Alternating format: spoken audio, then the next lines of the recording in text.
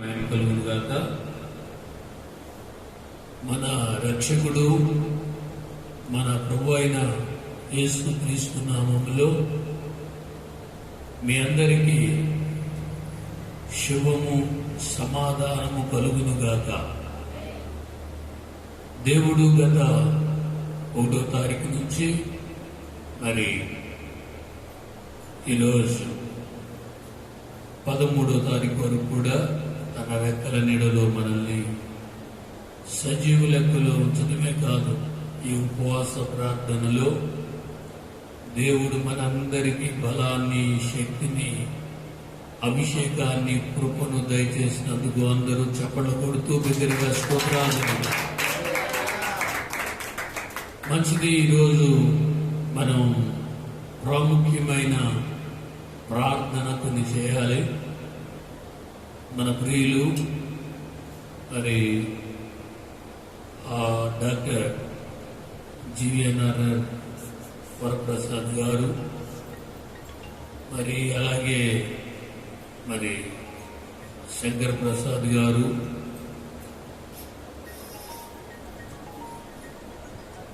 శంకర్ ప్రసాద్ గారు కూడా కొంచెం జ్వరము దగ్గుతో బాధపడుతూ మరి హాస్పిటల్లో రెస్ట్ తీసుకుంటున్నారు, ట్రీట్మెంట్ జరుగుతుంది. కనుక వరప్రసాద్ గారి నిమిత్తమై అట్లాగే శంకర్ ప్రసాద్ గారి నిమిత్తమై ప్రత్యేకంగా మీరందరూ ప్రతి దినం కూడా మరి సాయంత్రం ప్రార్థన, ఉదయకాల ప్రార్థనలో వారిని ఎత్తిపట్టాలని ప్రభు ప్రార్థన తెలియజేస్తున్నారు. అంత మాత్రమే కాకుండా మరి పెద్ద కుమార్తె మరి వివాహం ఆగస్టు 4 ఎలాంటి ఆటంకాలు జరగకుండా, ఎలాంటి ఇబ్బందులు జరగకుండా మహిమకరంగా ఈ వివాహ వేడుక దీవెనకరంగా, ఆశీర్వాదకరంగా జరుగునట్లుగా కూడా మీరందరూ ప్రార్థించాలి. అందరూ చేతులు ఎత్తి దేవునికి స్తోత్రాలు చెప్తారా? మంచిది. మరి ఇలాగ చక్కని పాట పాడాం. దేవుని యందు నిరీక్షణ నుంచి ఆయనను స్తుతించు నా ప్రాణమా అనే పాట ఎంతో ఆదరణ కలిగించే పాట, ధైర్యాన్ని కలిగించే పాట, ఓదార్పు కలిగించే పాట, మరి హృదయాన్ని తెప్పరిల్లా చేసే పాట. ఈ పాటను మనం పదే పదే ధ్యానిస్తున్నప్పుడు మన జీవితాల్లో ఒక గొప్ప బలం, శక్తి అనుగ్రహించబడుతుంది. ఈరోజు బైబిల్ గ్రంథంలో యెషయా గ్రంథం 26వ అధ్యాయం మరి 3వ వచనాన్ని నేను చదువుతాను, జాగ్రత్తగా వినండి. ఎవని మనస్సు నీ మీద ఆనుకొనును వానిని నీవు సంపూర్ణ శాంతి గలవానిగా కాపాడుదు. ఎలయనగా అతడు నీ యందు విశ్వసించి ఉన్నాడు. యెహోవాయే నిత్యాశ్రయమైన దుర్గం, యుగయుగములు యెహోవాను నమ్ముకునుడి. ఆయన ఉన్నత స్థల నివాసులను ఎత్తైన దుర్గమును తెగగొట్టువాడు. ఆయన వాణ్ణి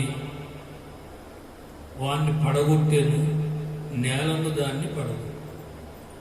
సరే, ఇక్కడ మనం ఈరోజు ధ్యానం చేసుకునే మాట 3వ వచనం. ఎవరి యందు నీ మనస్సు, ఎవరి మనస్సు నీ మీద ఆనుకునునో వానిని నీవు సంపూర్ణ శాంతి గల వారిగా కాపాడుదువు. ఎలయనగా అతడు నీ యందు విశ్వసించి ఉన్నాడు. దేవునికి స్తోత్రం. దయచేసి అందరూ చాలా జాగ్రత్తగా వినాలి. మన జీవితాల్లో నెమ్మది లేని పరిస్థితులు, అలాగే ఉపద్రవాలు కలిగిన పరిస్థితులు, యుద్ధాలు కలిగిన పరిస్థితులు, కరువు, పోరాటాలు, అవమానాలు, వ్యాధులు, సమస్యలు ఒకదాని వెంట ఒకటి మానవ జీవితం మీద దాడి చేస్తున్న సమయంలో ఒక్కొక్కరికి ఒక్కొక్క రకమైన ఇబ్బంది కలుగుతున్నప్పుడు మనుషులు ఏం చేస్తారంటే మానవ బలం మీద ఆధారపడుతూ ఉంటారు. మానవ బలం మీద ఆధారపడతారు. చిన్నపిల్లలు చూడండి, వాళ్ళకి ఏదైనా ఇబ్బంది కలిగితే లేకపోతే ఎవరైనా కొడితే మా అమ్మకి చెప్తా, మా నాన్నకి చెప్తా అంటారు. వాళ్ళ కంటికి తల్లిదండ్రులు ఎలా ఉంటారంటే బలమైన వ్యక్తులుగా అనిపిస్తుంటారు. అలాగే మనం కూడా ఏం చేస్తుంటామంటే మన కలిగిన ఇబ్బందుల్లో లేదా బలహీనతల్లో, వ్యాధులలో మనుషుల మీద ఆధారపడుతూ ఉంటాం. అసలు మనిషి ఏ పాటి వాడు? అంతలో కనబడి అంతలో మాయమైపోయే ఒట్టి ఊపిరి లాంటి వాడు. ఎంత బలం ఉన్నా, ఎంత జ్ఞానం ఉన్నా, ఎంత తెలివితేటలున్నా, ఎంత అధికారాలు ఉన్నా, ఆ మనిషి ఆయుష్ ఏ పాటిదంటే నీటి మీద బుడగలాంటిది. అంతలో కనబడి అంతలో మాయమైపోయే ఒట్టి ఊపిరి, త్రాసులో ఉన్న దుమ్ము లాంటిది. అందుకే బైబిల్ చెప్తుంది, రేపేమి సంభవించునో నీకు తెలియదు. నీ జీవం ఏ పాటిది? అంతలో కనపడి అంతలో మాయమైపోయే ఒట్టి ఊపిరి లాంటిది కదా అని అంటాడు. ప్రియమైన దేవుని బిడ్డలారా, మన ఆయుష్ లేదా మన బలం అంతలో కనపడి అంతలో మాయమైపోయాయి. అయితే ఈరోజు మన జీవితాల్లో ఒక నెమ్మది నువ్వు అనుభవించాలన్నా, ఒక యుద్ధంలో ఒక జయాన్ని నువ్వు పొందాలన్నా, లేదా వ్యాధిలో అద్భుతమైన స్వస్థత నీవు అనుభవించాలన్నా, నువ్వు ఏ యుద్ధంలోనైనా భక్తిహీనులు వరదవలే నీ మీదకు పొర్లి వస్తున్నా నువ్వు గెలవాలన్నా, నీ మనసు దేవుని మీద ఆనుకోవాలి. స్తోత్రం చెప్పాల్సిన నువ్వు మనసు దేవుని మీద ఆనుకోవటం నువ్వు నేర్చుకోవాలి. ఈ సందేశం చెప్పడానికి కారణం, నేను ప్రార్థన చేసుకున్నా, మీరు ప్రార్థన చేసుకుంటున్నారు, ప్రభు స్వరం వినపడుతుంది, ఎవరి మనసు నా మీద ఆనుకుంటుందో నేను వారిని సంపూర్ణ శాంతి గలవానిగా కాపాడుతాను అని. హల్లెలూయా. ఈరోజు మనం ప్రార్థన చేసుకుండొచ్చు, కానీ మనసు దేవుని మీద ఆనుకోకపోతే ఏంటి ప్రయోజనం? కనుక ఇప్పుడు నీ మదిలో ఉన్న నీ మనస్సు ఉంది కదా, ఈ మనస్సును నువ్వేం చేయాలంటే తిన్నగా సృష్టికర్త అయిన ప్రభు మీదకి నీ మనసును తీసుకొని వెళ్ళాలి. హల్లెలూయా. నీ మనసుల్ని దేవుని పాదాల దగ్గర ఆగాలి. నీ హృదయం వెళ్ళి దేవుణ్ణి ఆనుకోవాలి. నీ హృదయము దేవుణ్ణి ఆనుకోవడం, నీ మనసు దేవుని మీద నిలపటం నువ్వు ప్రారంభిస్తే అద్భుతం ఏంటో తెలుసా? ప్రతి పరిస్థితులు ఎలా ఉన్నా మొదట నీకు సంపూర్ణ శాంతి వెనువెంటనే ఆయన బాహు నీ మీదకు వచ్చి నిన్ను కాపాడటం ప్రారంభించబడుతుంది. గట్టిగా స్తోత్రం చెప్పాలి. హల్లెలూయా.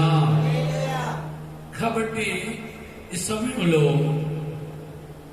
మనం దేని గురించి ఆలోచించొద్దు, దేని గురించి తలంచొద్దు, దేని గురించో వేగిరి పడాల్సిన పని లేదు. మానవ గుండెల్లో కలిగే దుఃఖం, ఆవేదన, భయాలు, వాటన్నిటినీ కూడా పారదోలగలిగిన శక్తి దేవుని శక్తి. స్తోత్రం చెప్పాలి. అందుకే ఈ ఉదయం ప్రియమైన దేవుని బిడ్డలారా, నీ మనస్సు దేవుని మీద అనుకోవటం నేర్చుకోవాలి. ప్రపంచంలో ఏ వైద్యుడు చేయలేని ఒక గొప్ప వైద్యం ఏంటో తెలుసా?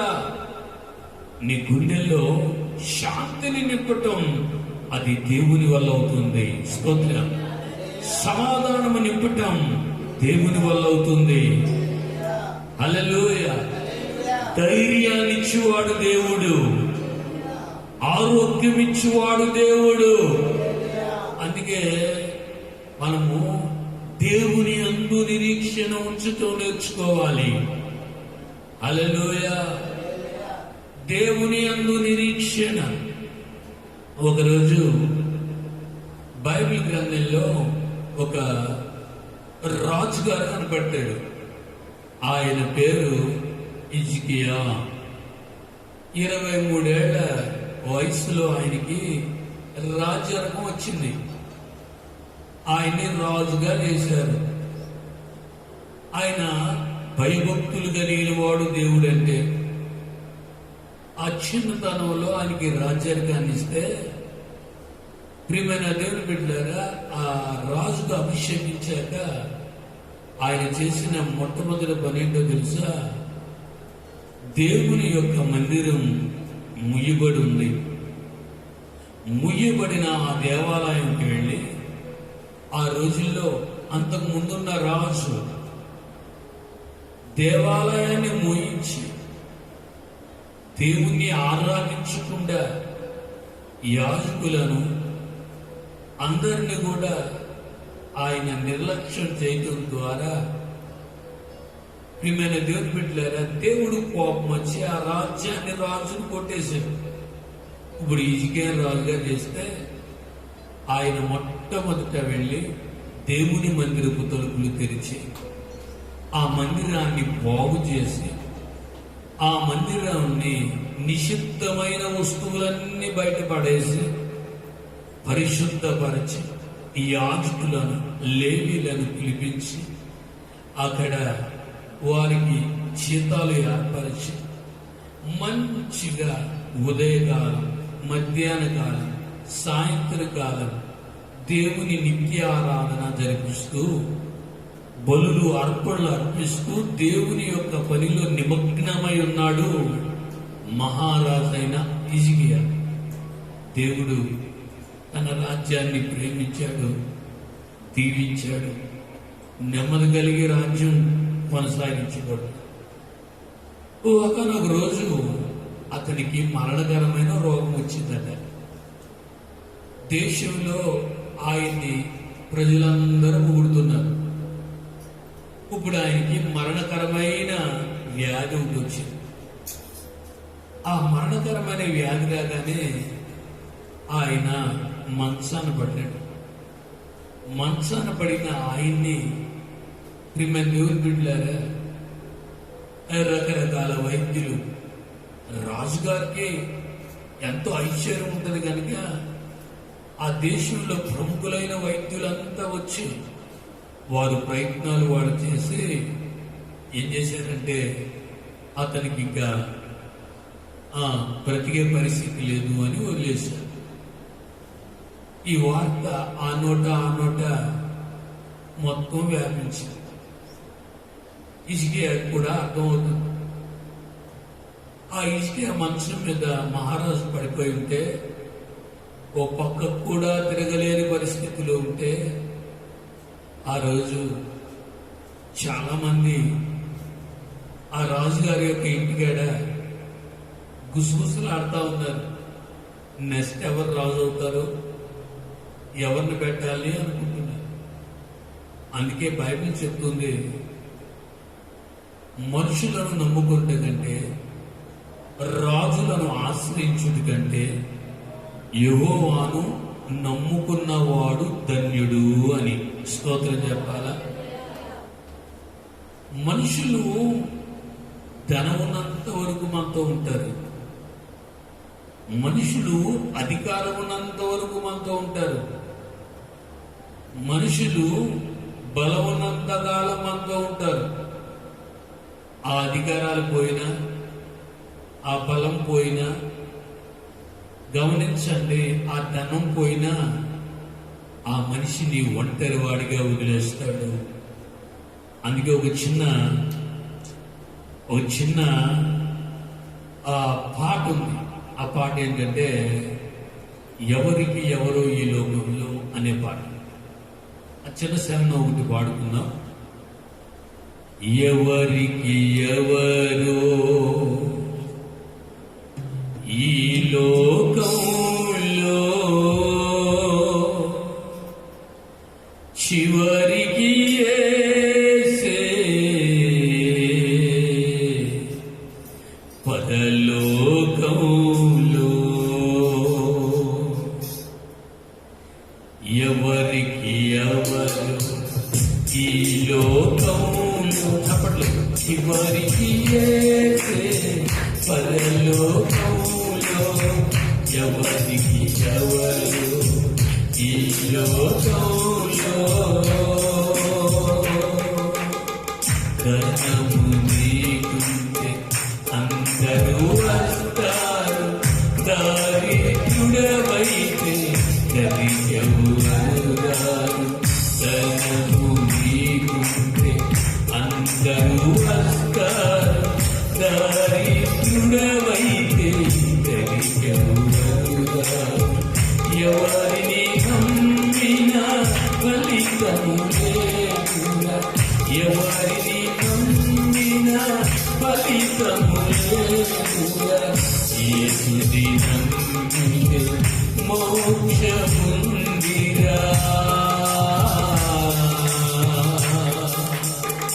యేసుని నమ్మితే మోక్షముందిరా. ఎవరికి ఎవరు ఈ లోకంలో చివరికి యేసే పరలోకంలో. ఎవరికి ఎవరు ఈ లోకంలో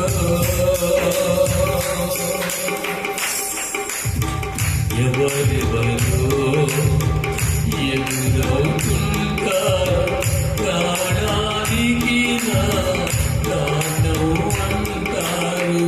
ఎవరెవరో ఎదురవుతుంటారు, ప్రాణానికి నా ప్రాణం అంటారు. కష్టాలలో వారు కదలిపోతారు, కష్టాలలో వారు కదలిపోతారు. కరుణ గలనే నాతో ఉంటాడు, కరుణ గలయేసు నాతో ఉంటాడు. ఎవరికి ఎవరు ఈ లోకంలో చివరికి యేసే పరలోకంలో. ఎవరికి ఎవరు ఈ లోకంలో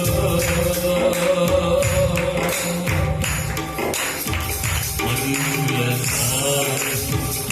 వ్యర్థముగా రాజును నమ్మిన వ్యర్థముగా. మనుషుల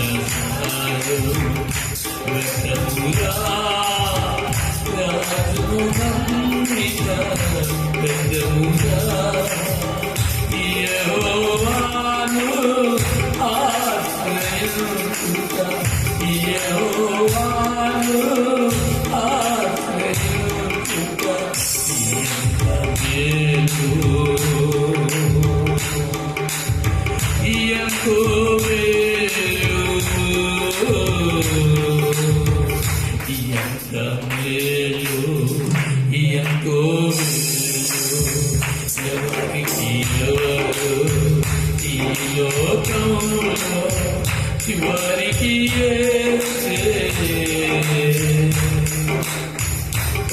లోకంలో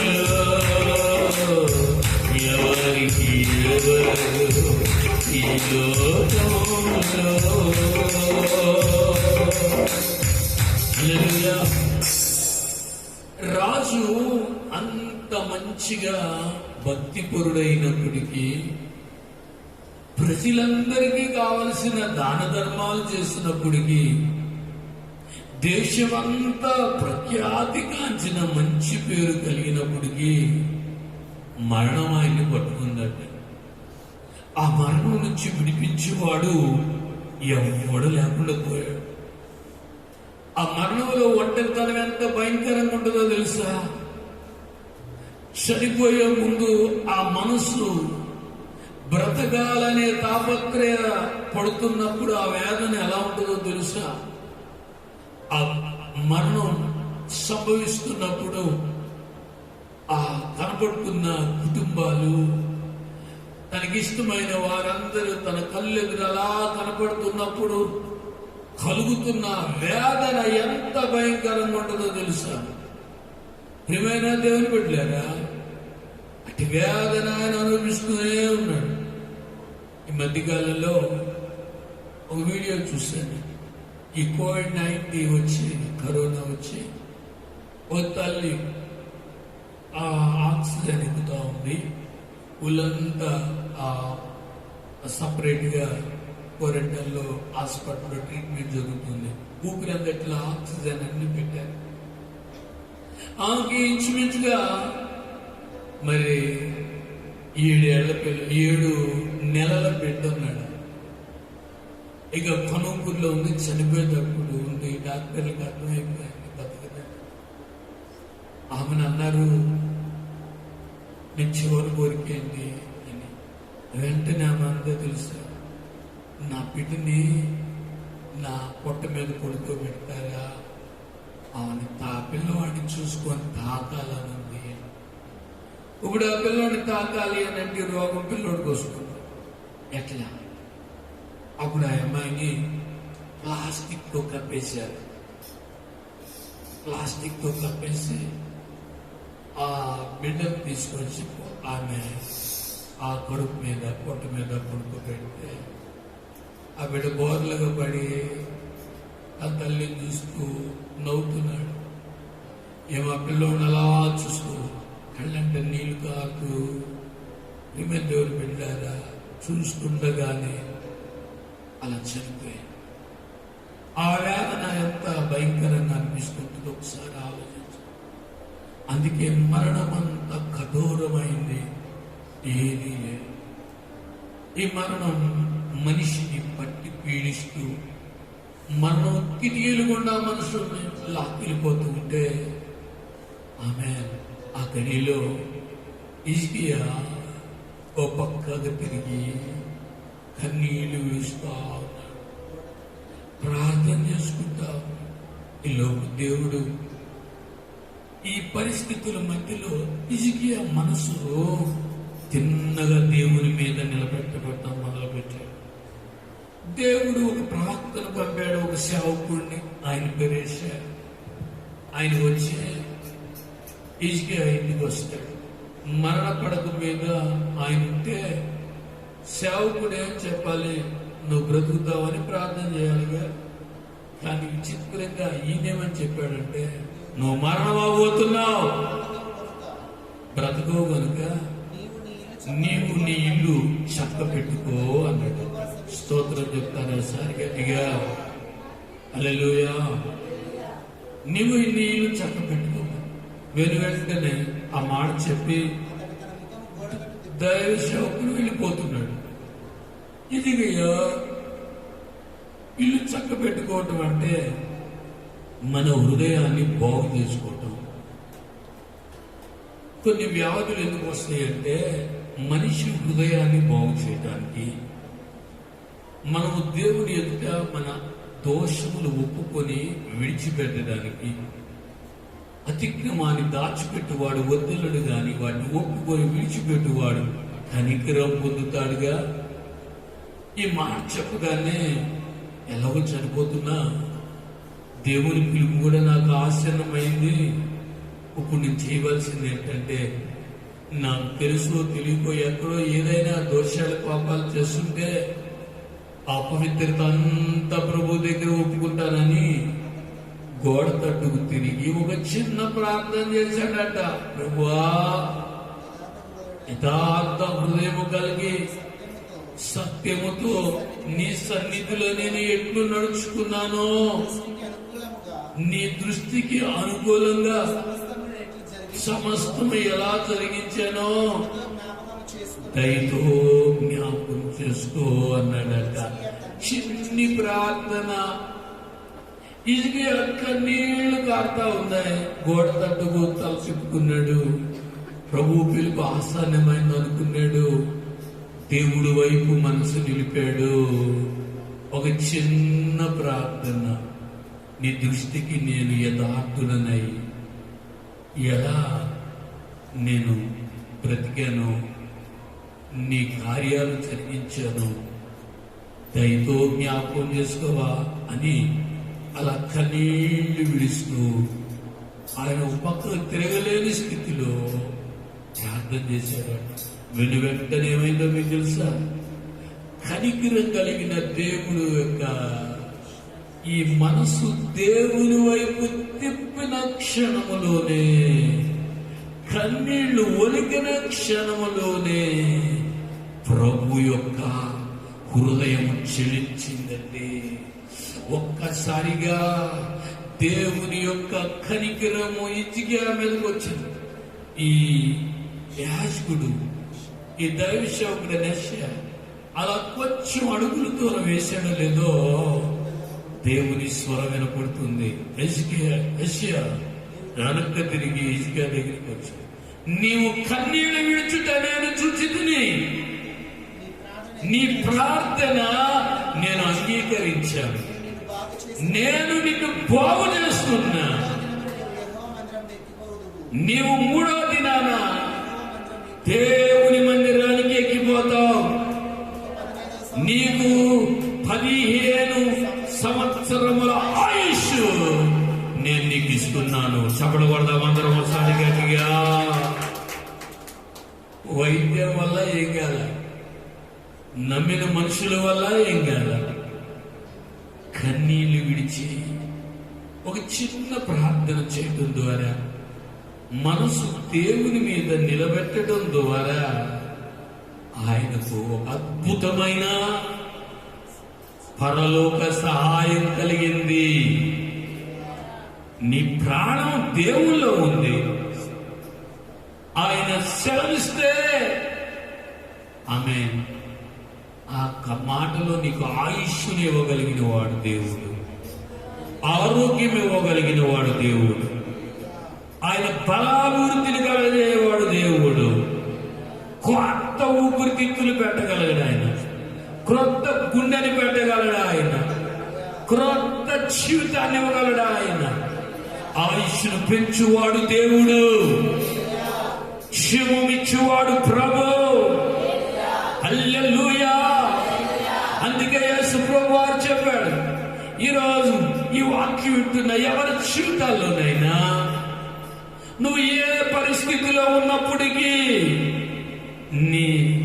ఆమేన్ గమనించండి, స్థాయిని పక్కన పెట్టి ప్రభు వైపు చూడటం ప్రారంభించాలి. ప్రభు వైపు చూడటం మొదలు పెడితే నీ కన్నుల ముందు ఒక అద్భుతం జరుగుతుంది. అది వైద్యానికి అందరి అద్భుతం, అది డాక్టర్లకే అందరి అద్భుతం, అది. హల్లెలూయా. ప్రభు వైపును చూడాలి. అందుకే యెషయా గ్రంథంలో చెప్తారు, నిత్యముగా ఆయన మన రోగములను భరించను, మన వ్యసనములను సహించను, ఆయన పొందిన దెబ్బల చేత మనకు స్వస్థత కలుగుతుంది. హల్లెలూయా. ప్రభు నీ కోసం శిక్ష అనుభవించాడు. ప్రియమైన సహోదరుడా, ప్రభు శిక్ష అనుభవించాడు.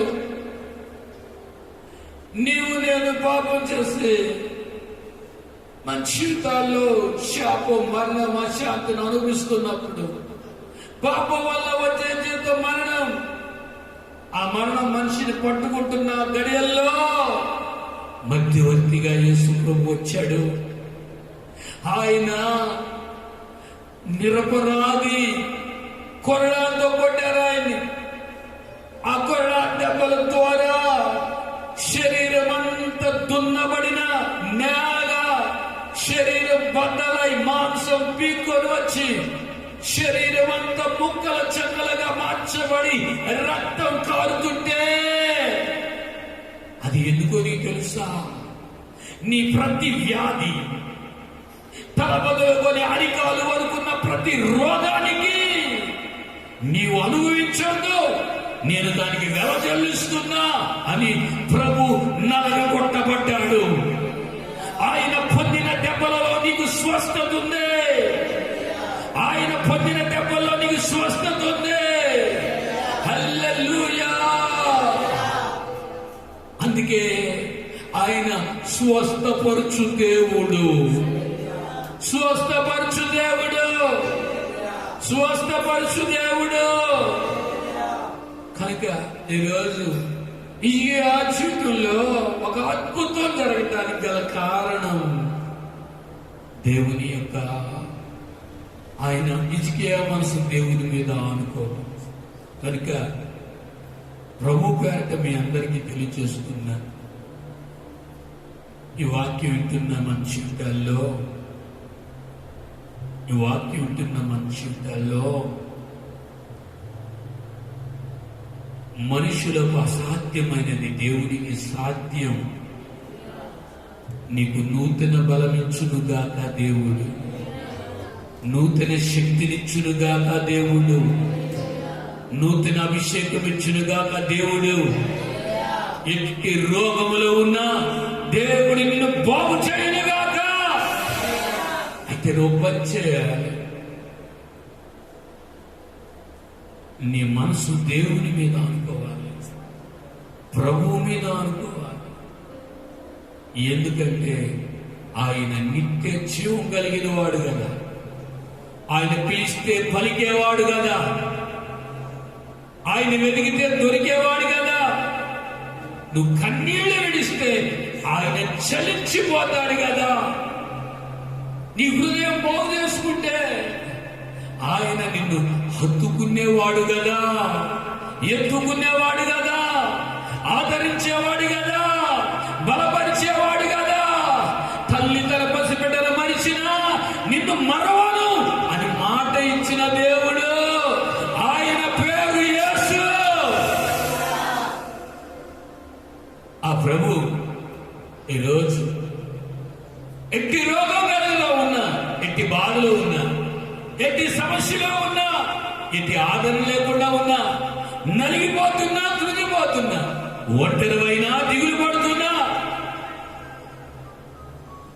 నీ చుట్టూ ఎవరు ఉన్నా లేకపోయినా ప్రభు నీ కుడి పక్కనే నిలబడే దేవుడు.